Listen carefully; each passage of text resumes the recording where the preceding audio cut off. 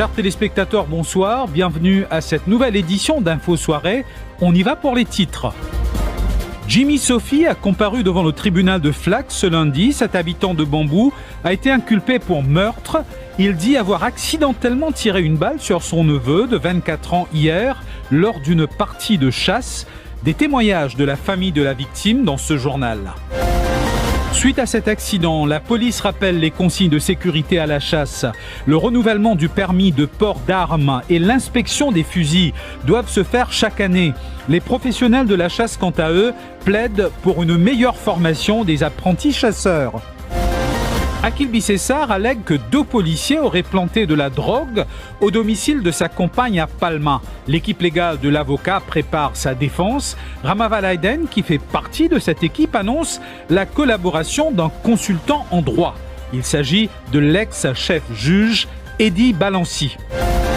Les proches de Jason Le Boucher disent leur dernier adieu à l'artiste qui a été victime d'un accident de motocyclette le jeudi 1er septembre à Phoenix. Et puis au Royaume-Uni, c'est sans surprise que la chef de la diplomatie, Liz Truss, a remporté aujourd'hui le vote des conservateurs britanniques face à l'ancien ministre des Finances Rishi Sunak. Cette héritière du Thatcherisme succède ainsi à Boris Johnson comme Premier ministre. Jimmy Sophie, donc inculpé pour meurtre devant le tribunal de Flac ce lundi.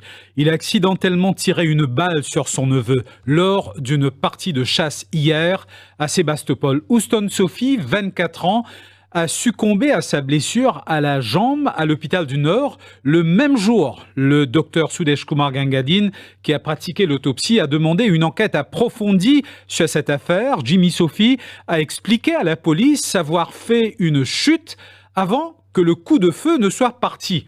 L'homme de 47 ans a été reconduit en cellule policière. Mima Omir a rencontré la famille Sophie à Bambou cet après-midi. Regardez. C'est la constellation chez la famille Sophie à Bambou. Elle est doublement affligée par cet accident. Oncle et neveu étaient inséparables et ils ne rataient jamais une occasion d'aller chasser ensemble. Sa tante Clairette, le cœur lourd, se remémore de sa dernière conversation avec Houston. Samedi, souvent, je te connais, dimanche, je viens de toi là. Demain, je dis oui. Avant d'y aller, ce matin, je te connais, je prends un coup de chassé. Mais tantôt, je viens de toi, mais ce matin, je viens ensemble avec lui. Je dis oui, je dis, quand je prépare, peut-être, je fais un petit bouillani. Je dis oui, je m'en fais moi-même au garçon. J'ai fait les bonnes bien, je dis bon, je dis oui. Quand il est temps, nous pouvons parler, je dis oui. C'est son anniversaire, 60 ans, nous avons fait ensemble. Alors, si tout le monde est nouvelle, je ne peux pas. La victime de 24 ans travaillait comme bûcheron. Son oncle Jacques lui demandait souvent de faire attention en raison de ce métier à risque. Malheureusement, il nous a quittés alors qu'il pratiquait une activité qu'il aimait. Moi-même, je suis sur ton comment j'avais un peu préféré, comment dire. Et moi, tout le temps, comment dire, là, c'est que moi, ça va parce que moi, tu as petit jeune avec moi, causer, parfois, un coup de bam pied, parfois, on va dire, il y a attention de tomber. Il y a mon carole, mon car monte au pied, mais quand il est arrivé, il n'y a pas de monde, il n'y a pas de monde, une balle en glissé dans ta parole. Mais ça pourrait être un souvenir. Ça comment dire, il prenait un regret pour moi. Gérard Kangi est le propriétaire de cette chasse située à Sébastopol. Au total, 5 chasseurs fréquentent cet endroit depuis 15 ans. Vous êtes là depuis 15 ans, vous êtes là. Vous êtes content de la chasse, vous êtes content de la nature, vous êtes nettoyé. Après, pendant la période de la chasse, vous êtes la chasse. La chasse est finie. Vous êtes content de vos petits caries, vos petits cossons, vos petits affaires, vos petits yeux. Vous êtes dans la chasse, malheureusement, il arrive ce problème-là. On ne fait pas travail, tout quand ça c'est volontaire. Vous êtes même fait votre mirado, vous êtes même fait. Ici, c'est une famille. Nous n'avons pas une affaire commerciale, la chasse. Nous, tout la chasse en famille. Mais vous êtes venu 3, 4, 5, mais vous êtes à la chasse, vous êtes trop de petits caries. Vous êtes fini fatigué. Vous êtes trop de petits cossons, vous êtes allé. Après sa comparution devant le tribunal de Flac, Jimmy Sophie, 47 ans, a été reconduit en cellule policière. Il fait l'objet d'une accusation provisoire de meurtre. En parallèle, le médecin légiste de la police a demandé une enquête approfondie pour déterminer les circonstances exactes de ce drame. La sécurité lors d'une partie de chasse donc refait débat. La police rappelle l'importance de renouveler le permis de port d'armes et de faire inspecter les fusils chaque année. En cas de coup de feu mortel, le permis du chasseur est temporairement suspendu, explique l'inspecteur Shivakuten du Police Press Office. Ses explications au micro d'Émilie Payenne. Nous avons un cadre, le Firearms Act, qui réglemente l'utilisation et aussi le permis de port d'armes, etc. Soit d'une arme à feu et aussi le permis de port d'armes. Donc tout bien réglementé à la lettre. Celui qui a ce permis de port d'armes et ce arme à feu, toutes les années, il y a une obligation légale pour faire le renouvellement de ce permis, amène ce arme à feu pour inspecter ce nombre de munitions qui ont servi, qui emploient dans sa possession, tout ça là. À Maurice, on a un contrôle rigoureux. Akil Bissessar allègue que 2 policiers auraient planté de la drogue au domicile de sa compagne à Palma. C'est ce qu'a affirmé l'avocat lors de son interrogatoire par le CCID. L'inspecteur Ritesh Ramlogan a confirmé que le suspect a donné cette version suite à une question de Rama Valaiden en cours de Bambou cet après-midi.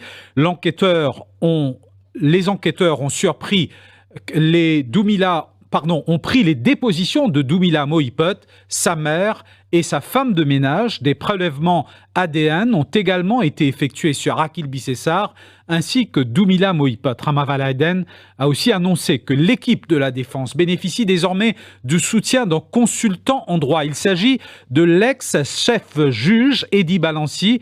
Rama Valaiden, des propos recueillis par Shehzad Jadou.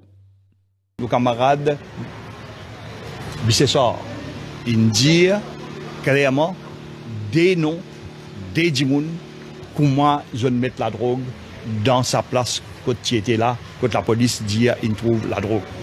Donc aujourd'hui, nous continuons à travailler là, nous faisons notre travail, nous demandons demain pour un argument, et après argument, le magistrat pour décider si pas une new circumstances, et si arrivé, le magistrat tombe d'accord avec nous, le case pour maintenant pour écouter pour bail. Mais nous disons qui vont bien remercier important que le defense team remercie, c'est qui dans sa question nous avons un consultant de tout un avocat de la défense, c'est l'ancien chef juge Balanci, Edi Balanci qui paye nous. Là maintenant nous faisons l'étape pour devant nous parler. Et puis ce jeune médecin de 31 ans qui lutte pour sa survie à l'unité des soins intensifs de l'hôpital Jitu. La voiture de cet habitant de Vakwa a percuté un pylône électrique sur l'autoroute Terre-Rouge-Verdun hier. Il a fallu l'intervention des pompiers de Piton pour extirper la victime du véhicule. À l'arrivée de la police, le trentenaire était inconscient et un test d'alcoolémie n'a pu être pratiqué. La police de Montagne-Longue a ouvert une enquête. 908 grammes de drogue synthétique d'une valeur de 2 millions de roupies retrouvées à Baie du Tombeau hier après-midi. C'est un homme d'une trentaine d'années qui est soupçonné. Il a pris la fuite à l'arrivée des éléments de là-dessous. Des prélèvements d'empreintes ont été effectués sur le colis renfermant cette drogue. Une enquête a été instituée pour retracer le suspect. Et puis le Premier ministre Pravin Jagnnath à la 77e Assemblée générale des Nations Unies à New York qui s'ouvre le 13 septembre prochain. Le chef de la fonction publique et secrétaire au cabinet, Nayan Kumar Bala, fera partie de la délégation qui accompagnera le Premier ministre. Lors de son passage à New York, le chef du gouvernement aura des séances de travail avec des dirigeants de pays amis. Parmi les dossiers évoqués, le Chagos. Et puis la Mauritius Ports Authority envisage de faire l'acquisition de 5 nouveaux remorqueurs. Un exercice d'appel d'offres international sera lancé bientôt. Il s'agira de construire et de mettre en service ces remorqueurs. Ces informations sont détaillées dans un communiqué publié par la MPA. L'autorité portuaire précise qu'elle investit massivement dans la réparation et l'entretien de ces remorqueurs, cela pour assurer le bon déroulement et la sécurité des opérations dans le port. Des détails avec Didier Rose. La Mauritius Ports Authority possède au total 7 bateaux. comprenant 4 remorqueurs à grande capacité, 6 petits remorqueurs et un bateau pilote. Dans son communiqué, la MPA fait savoir qu'elle investit massivement dans la réparation et l'entretien de ces remorqueurs afin d'assurer le bon déroulement et la sécurité des opérations portuaires. Selon la MPA, l'entretien des petits remorqueurs est effectué de manière progressive tout en garantissant la normalité du port et le niveau de service à la communauté marine. En conséquence, les remorqueurs feront l'objet d'une visite conditionnelle par un expert indépendant pour répondre aux normes requises. La MPA possède 4 petits remorqueurs, Dombeya, Okna, Kestrel et un bateau pilote. Le remorqueur Talipot n'est plus opérationnel depuis juin 2022 et les autorités ont l'intention de se débarrasser du bateau, tout comme le maillet de l'abandonné. Concernant les gros remorqueurs, Sir Edward Dapaten et Altarif One, tous ces remorqueurs sont maintenus en classe auprès des sociétés de classification, à savoir Bureau Veritas et RINA. Nous passons maintenant à une page de pub. Je vous retrouve tout de suite après. Là-bas, Topuere. C'est sur ces paroles de la chanson de Madi Madi que les proches de Jason Le Boucher ont dit un dernier adieu à l'artiste. Ses compositions ont touché les cœurs, proches, artistes et fans. Ils étaient nombreux à venir rendre un dernier hommage à Jason Janvier, de son nom d'artiste Jason Le Boucher, ce lundi 5 septembre à son domicile à résidence Barclay, avant de converger vers l'église Sacré-Cœur et ensuite au cimetière de Saint-Jean pour l'enterrement.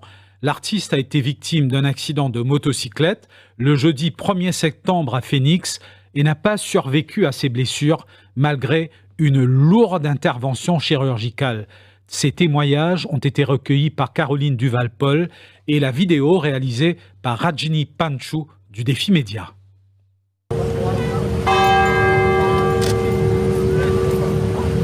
Ça m'a choqué, j'ai téléphoné tout de suite à Madi Madi pour demander si c'était vrai.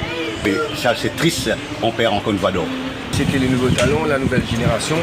Ils criaient, ils composaient, ils chantaient. Donc c'est une grosse perte. C'est mon frère, tout le monde me connaît. Après, non, il y a des personnes là parce que c'est la monde. Ça va vraiment, ça va parce que les gens qui sont venus, c'était bien longtemps. Là, j'ai moins de niveau comme ça, ça va. Je vais vous nommer et puis vélo c'est famille, c'est tu baba. Ok. Et où? Maman, j'aime vraiment un artiste qui a potentiel. Ils ont dit les dommages qu'il a allé. Et nous terminons cette édition avec une nouvelle sportive en tennis de table. Objectif podium atteint dans le tableau par équipe féminine au championnat d'Afrique qui se déroule en Algérie. La sélection de Maurice, composée de Pratna Jalim, Oumehani Ossali, Roukaya Kinou et Ivana Deskan, ont décroché la médaille de bronze. Sur ce, nous arrivons à la fin de ce journal. Passez une très bonne fin de soirée.